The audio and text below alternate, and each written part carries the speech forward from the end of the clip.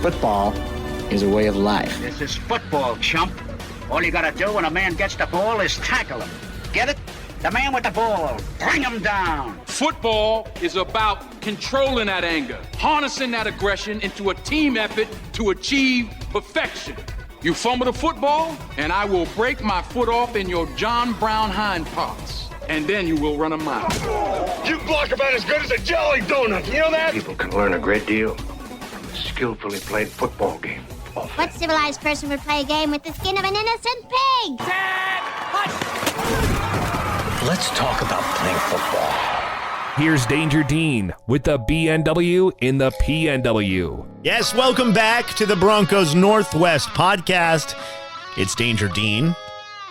After a week off, it's absolutely great to be back. Thank you so much for joining the show. If you'd like to reach out, I've got a few different ways you can do so. Of course, I always love to hear from you. Social media, we've all got one, at least one. I've got Facebook, Instagram, and Twitter, all at the B&W Podcast.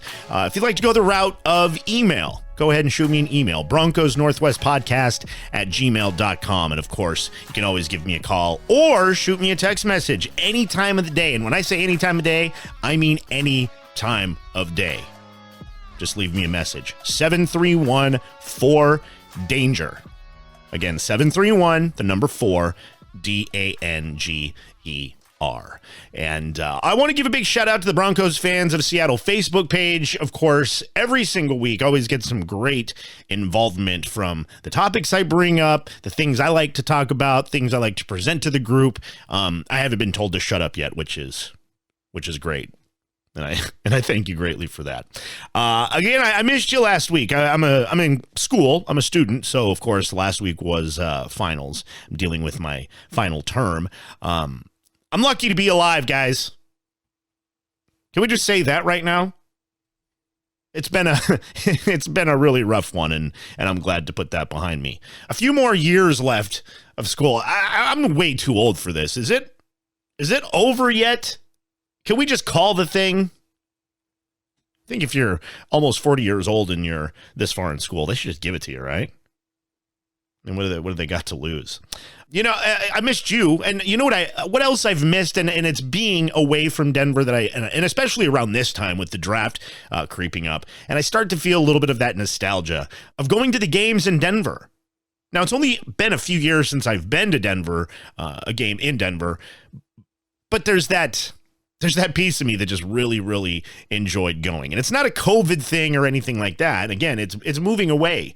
And I knew that would be an aspect that I'd be giving up as a Broncos fan if I no longer lived in Colorado. And that's something I actually put a lot of thought into, which, judge me all you want.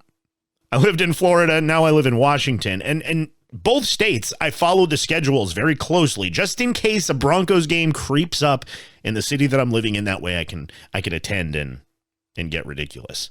I did get to go to a preseason game in Seattle back in 2019, and that's actually how I found out about the Broncos Fans of Seattle Facebook page. They had arranged a takeover of the seats behind the Broncos bench, and I had noticed it. I was up in the nosebleeds and just saw the ocean of orange. I was so happy, so proud. I just wish I'd found them sooner so that I could have joined. Always loved going to the games. I actually had split season tickets with someone during Manning's time in Denver, which was awesome. I would get 4 games a year, and not once in that whole time span did they lose while I attended a game. So you're welcome, Broncos Country. I feel somewhat responsible for that. I got to see a lot of good stuff, too. I got to see Prater break the record against Tennessee. The C.J. Anderson overtime touchdown against the Patriots leading up to Super Bowl 50. Oh, it was so great. I had to be carried out of the stadium after that one. Too much screaming. Too much beer. I'm a public embarrassment. But I'm a great time. I miss the game so much. All right, we got some news to get into. Let's do it. Join the show. 731-4-DANGER. A little bit of news to get to before we get into the draft. That's, of course, what we're looking forward to this week. TJ Ward announcing his retirement earlier this week. Huge contributing factor to that monster no-fly zone that dominated Super Bowl 50. Always wanted him to come back to Denver after he left. I know it wasn't amicable. Money was a big issue, which it typically is. But that dude was the truth. I really wish he would have come back to Denver at least one more season. Thumped some people around. And speaking of coming back to Denver, Juwan James, you remember him? Yeah, we paid him a lot of money. He hasn't played. He's still on the team. And George Paton is actually saying that he's healthy. So already we're off to a great start, right? And Paton expects him to be a full go for the 2021 season and starting at the right tackle position. I don't believe it. I've got to see it if I'm going to believe it. All that money just wasted. It'd be a much welcome boost. Hoping for the best here. The Broncos also announced they'll hold no voluntary offseason workouts due to COVID. And they were the first team to announce this. And at first, Broncos fans started getting a little up in arms about that. Why are they opting out of it? But then everybody else started following suit. The Seahawks followed suit. The Bucs followed suit. They opted out. So no voluntary offseason workouts because of COVID. And I hope that doesn't play too much of a factor into the development that I've been talking about. And that's a full offseason. Again, these are voluntary, so I don't think we need to hit the panic button quite yet. Who's on the board? That's right, baby. Draft day, right around the corner. It's here. We finally made it. It has been a long offseason, and there's been all kinds of mock drafts flying around. Lots of speculation. Who's going where? What are the Broncos doing with that number 9 spot? Well, as it looks right now, Trevor Lawrence is going at number 1 to the Jaguars. There's no discussion there. And if you ask pretty much anybody analyzing the league in any way, Zach Wilson is pretty much a solid number 2 to the New York Jets. And then the number 3 spot and beyond is where things do their typical draft circus breakdown. Ian Rappaport is reporting that the Niners at the number 3 spot are down to either Mac Jones or Trey Lance. So as far as what the Broncos are hoping to get, what Broncos fans are hoping they do, that's kind of what the landscape is starting to look like. Now, the Broncos have a pick in each of the first 6 rounds and then 3 7-round picks. So they've got a little bit of capital to work around with there. And as much as I try to stay away from mock drafts, the week leading up to it is about when I start paying attention. Maybe just a little bit. Mel Kiper Jr. is one that seems to be a little bit different than anyone else's. Justin Fields, he has going to San Francisco at number 3. Penei Sewell to the Bengals at number 5. Really liked him as well.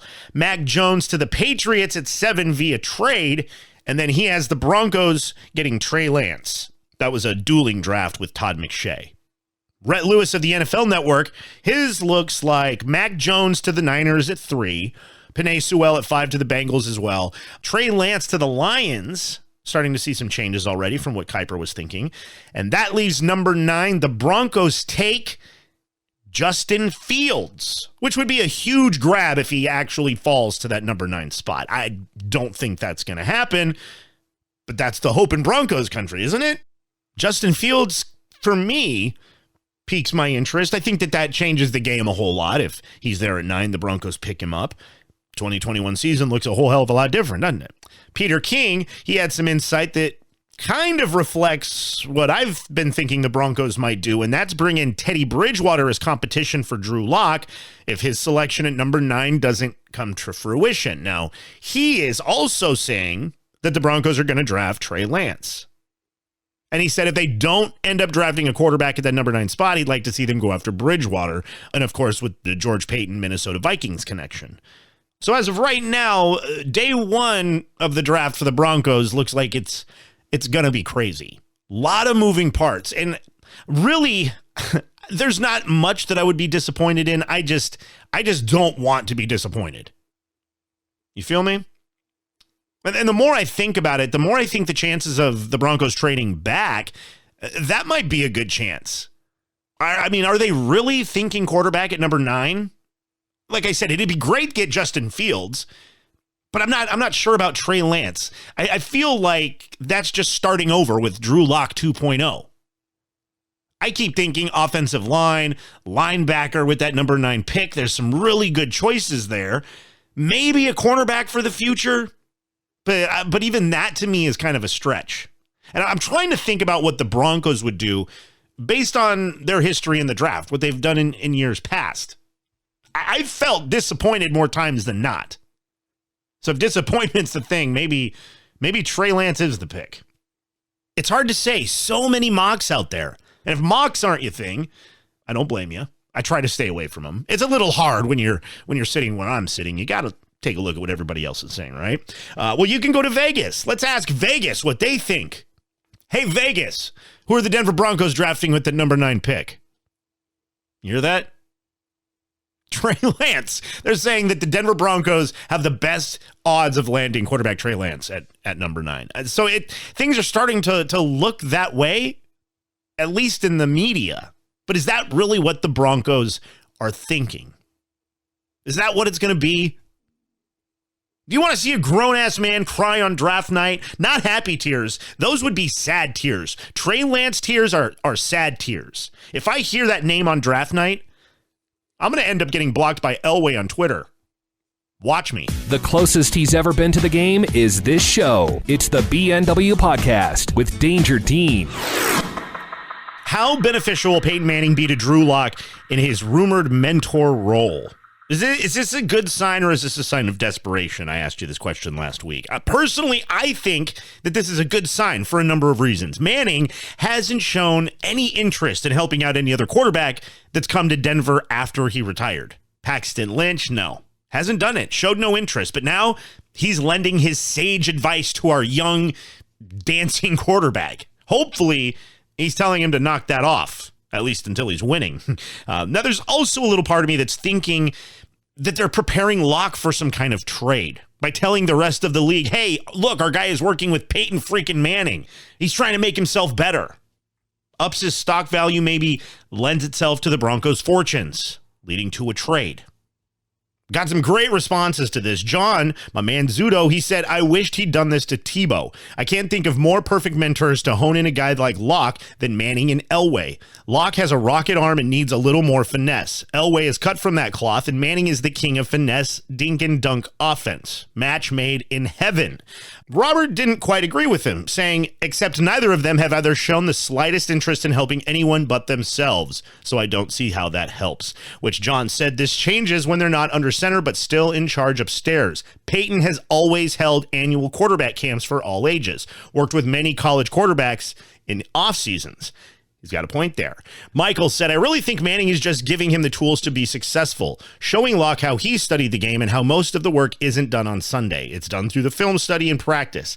I think if Locke can continue to grow and show improvement, he will be a good quarterback. Locke has a big arm and is extremely athletic. If he can now add the Manning smarts to that list, he has nothing but upside. The question is, can he absorb the information that he's learning from PFM? Because Peyton had like this legendary photographic memory. Like he remembered every single thing. Does Drew Lock have those same characteristics? My man Tuck said anything from PFM can only help Lock. Question is, does PFM think Lock has what it takes? Win-win here. Move on or stay the course. This partnership could define our future quickly. Hashtag all for PFM mentor. Chris said, who better to learn from than PFM? Love to see it. I think a lot of us would really like to see Manning back in some kind of role, some kind of beneficial role, whether that be a mentor for Drew Lock or for any quarterback that comes through those doors. I mean, what a resource to have, right? And we got a few answers over at the Denver Broncos of Seattle Facebook page. Michael said, Drew still has to go play. I think it's a great thing. It will help him prepare way better, understand the game, and schemes better. Proper planning prevents poor performance. So if he's getting reps doing the right thing, then eventually he will do the right things come game time. Steven added, Locke having gone to Manning's Passer Summit is why Peyton is so invested. If there's anything that's going to help Drew get better, this is it. It's his last prove-it season, so he better transform into Deputy Lightyear if he's going to prove starting value. Also, I wonder if Elway Manning bid for ownership is coming down the road, so they're both keeping a measure of investment in how the team is doing. That is a point that I never even thought about. That ownership. Could either of them slide into that ownership role? I mean, I guess at this point, anything's possible. We know none of the Bolin children are going to do it. And at this point, anything is better than the trust. I think we can all agree to that. And as far as Locke attending Peyton's passer summits, I completely forgot about that. But that is also another really good connection, and I think a benefit for Drew Lock. Hannah says it's about damn time. Elway should have been down there mentoring him too. We have these great resources for the kid and we haven't been using them. Great point, Hannah. Why haven't we? Why isn't Elway down there working on things like mechanics, the things he was amazing at that Drew and some of these past quarterbacks have really struggled with? I think of Paxton Lynch. You drafted him in the first round and then let him rot on the bench. Didn't even try. That one is still a head scratcher to me, and I try not to think about the past stuff because I don't want to get mad at something I can't control. George added, "How could it not be beneficial?" So I think that the overall idea of Peyton Manning helping out the Denver Broncos, and more importantly, helping out Drew Lock, could only lead to good things. But to me, I still have it in the back of my head. Are they just creating a smokescreen, a possible trade? Maybe not so much my smokescreen theory. Although if that were to come to fruition, I'm definitely going to break my arm patting myself on the back. Don't you doubt that. Thank you so much for all of your responses, your opinions. Absolutely appreciate each and every one of you. But we have another Assignment Broncos Country. Listen up. After draft week is settled and the dust is cleared, how would you grade the Broncos draft? Happy with it? What could they have fixed? Really excited to see how this goes. Really excited to see how you react to it as well. And I said that I'd tell you what I thought the Broncos would do at that number 9 spot before the end of the show. If I were to give a prediction, this is my official prediction. You ready for it? Can we... Little drum roll there. What do I think the Broncos are doing with that number 9 pick? I think they are trading back. Yeah. I don't have anything fun or exciting or sexy. I think they're going to trade back. I think they're going to get a little bit more draft capital to try to build that team a little bit more and maybe grab one of those interior offensive linemen. I don't think the Broncos are looking to make any big splashes, no big flashy moves this year. I think their focus is going to be to build the strongest team possible around the quarterback that they have under center. Whoever that might be, Drew Lock, is it Teddy Bridgewater? I think Bridgewater with that Minnesota Vikings connection just makes a whole lot of sense. So the 2021 season is going to be the Drew Lock and Teddy Bridgewater show. I'm making it officially official. That's what's going to happen. Or not. Wouldn't that be wild if it actually did? Remember, if you want to get your opinions in for this week's Assignment Broncos Country, you can do so at the social media pages, Facebook, Instagram, and Twitter, all at the BNW Podcast. You can also shoot me an email at broncosnorthwestpodcast@gmail.com. And of course, you can call or text any time of day, 731-4DANGER. And remember to leave your name with your message. That way we can give you the proper credit and shout you out. Thank you so much for hanging out. This has been the Broncos Northwest Podcast. I'm your host, Danger Dean. Enjoy draft weekend. It's here. It's a joyous time of year. Until next time. Bye.